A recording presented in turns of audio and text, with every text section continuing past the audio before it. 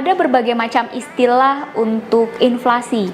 Ada inflasi total, inflasi inti, dan juga baru-baru ini ada istilah PCE inflation di Amerika Serikat.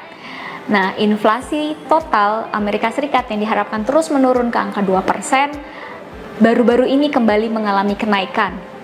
Inflasi total Amerika Serikat pada bulan Maret 2024 naik ke level 3,5%.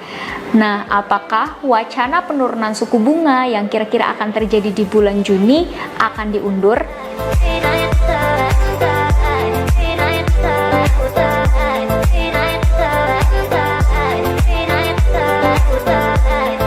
Nah, kira-kira apa penyumbang terbesar naiknya inflasi tersebut, Pak? Nah, inflasi 3,5% yang disebut itu adalah total inflation atau headline inflation, artinya yang dikutip oleh media massa. Memang di awal tahun di 2024 ini ada kenaikan asuransi mobil. Jadi kan Amerika itu negara yang luas ya. Mungkin mereka punya transportasi di kota-kota besarnya bagus, tapi di kota lain itu sangat mengandalkan kendaraan. Jadi kalau ada kenaikan biaya asuransi mobil, nah itu akan dirasakan karena itu media transportasi yang utama. Kemudian kenaikan sewa juga. Jadi di sana memang saya lihat cukup ekstrim, office-nya makin kosong karena WFH, tapi sebaliknya rumahnya makin langka. Biaya KPR juga mahal sekarang karena bunga tinggi, itu dimanfaatkan orang dengan menaikkan harga sewa. Kira-kira mana Pak yang dipakai untuk penentu kebijakan naik turunnya suku bunga? Apakah PCE inflation atau total inflation seperti yang Bapak ceritakan? Di Amerika, terus terang ini saya juga baru belajar juga, jadi ada total inflation, ada core inflation, ada lagi PCE inflation. Nah, PCE inflation sama inflasi yang kita kenal selama ini perbedaannya pertama di waktu ya. Jadi kalau inflasi yang kita kenal secara umum total, inti, volatile food yang diatur pemerintah itu keluarnya kalau untuk Amerika ya kira-kira pertengahan bulan, tanggal 12 sampai tanggal 14 gitu. Kemudian kalau inflasi PCE ya, Price Consumer Expenditure, itu yang menurut Bank Sentral mengukur pengeluaran masyarakat itu keluarnya mungkin sekitar akhir bulan. Nah, jadi waktu penyampaiannya beda, duluan yang headline dulu, baru belakangan yang PCE. Angka inflasi total itu dipakai oleh pemerintah atau pemerintah daerahnya. Jadi misalnya mereka memberikan subsidi itu kalau misalnya inflasinya sekian, itu dipakainya inflasi total. Tapi kalau yang dibahas dalam rapat FOMC atau rapat Bank Sentralnya Amerika Serikat itu inflasi PCE. Trennya memang agak beda sama total inflasi. Nah, angka inflasi PCE yang di 2,5% itulah yang menimbulkan optimisme. Total kan masih kepala 3. Tapi kalau inflasi PCE sudah kepala 2,5, sudah makin mendekati 2% gitu. Nah, jadi tapi yang memang bikin masalah itu ya media kutipnya total inflasi, sementara bank sentralnya pakai inflasi PCE. Jadi dua data yang berbeda, dan karena media massa kutipnya total inflasi, itulah yang menjadi penggerak market.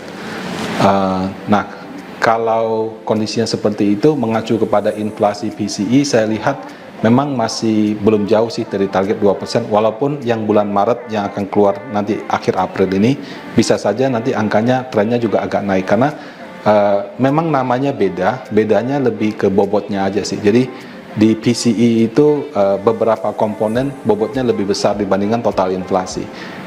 Jadi seperti pengeluaran rumah tangga itu lebih besar di PCE sehingga dianggap consumer expenditure kan, mencerminkan konsumsi masyarakat. Dengan angka-angka inflasi yang menunjukkan naik atau ada yang juga yang turun gitu ya Pak, apakah keputusan penurunan suku bunga acuan US ini bisa jadi ditunda Pak?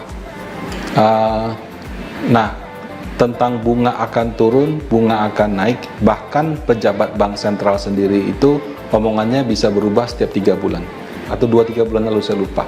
Dia baru kasih statement, oh ya kelihatannya arah penurunan suku bunga sudah mulai kelihatan. Kemudian harga obligasi rally, padahal bunganya belum turun. Nah, kemudian belakangan data inflasinya jelek, keluar lagi pernyataan higher for longer.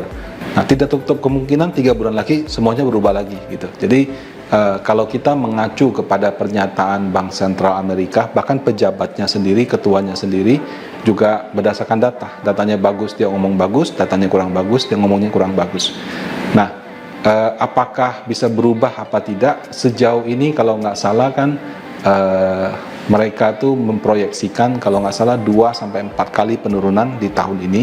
Cuma marketnya yang terlalu agresif. Mereka selalu mendahului news. Ketika marketnya sudah berasumsi lebih cepat dan asumsinya ternyata pas di tengah-tengah tidak sesuai, terjadilah koreksi seperti sekarang.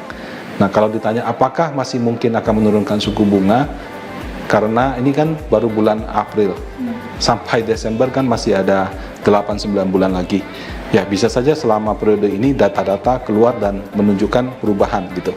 Nah, sejauh ini sih penurunan suku bunga menurut Panin Asset harusnya masih akan terjadi, cuma mungkin frekuensinya sama timingnya tidak seperti yang market harapkan gitu. Sehingga volatilitas yang terjadi ini, ya kalau misalnya menurut investor turunnya sudah cukup banyak, bisa kita manfaatkan untuk beli di harga bawah. Dengan kondisi seperti sekarang ini Pak, apakah reksadana pendapatan tetap dan reksadana saham masih terlihat menarik Pak? Oke, berdasarkan update daripada tim investment, mereka memperbarui proyeksi nilai wajar untuk tahun 2024, di mana IHSG yang tadinya 8.100 direvisi menjadi 7.800. Kemudian untuk obligasi yang tadinya 5,5 sampai 6% menjadi 6 sampai dengan 6,5%. Nah, saat ini yield surat utang negara di level 7%. Memang dulu juga pernah 7, tapi biasanya kalau sudah 7% itu sudah harganya, diskonnya sudah besar lah. Nah, itu menurut saya bisa dimanfaatkan oleh investor untuk membeli reksadana pendapatan tetap. Yang penting view-nya bisa pegang minimal 2 tahun dengan harapan penurunan suku bunga kalau nggak di 2024 ya 2025. Nah, kalau reksadana saham sendiri dari dulu kan saham selalu volatile. Nah, jadi ketika ada kondisi market volatile juga bisa kita manfaatkan untuk beli di harga bawah.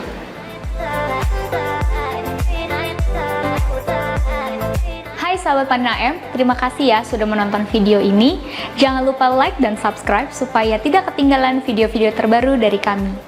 Untuk menonton video terbaru dari Panin Asset Management, silahkan klik video berikut ini. Masih bingung apa itu reksadana? Jangan khawatir, silahkan nonton video berikut ini.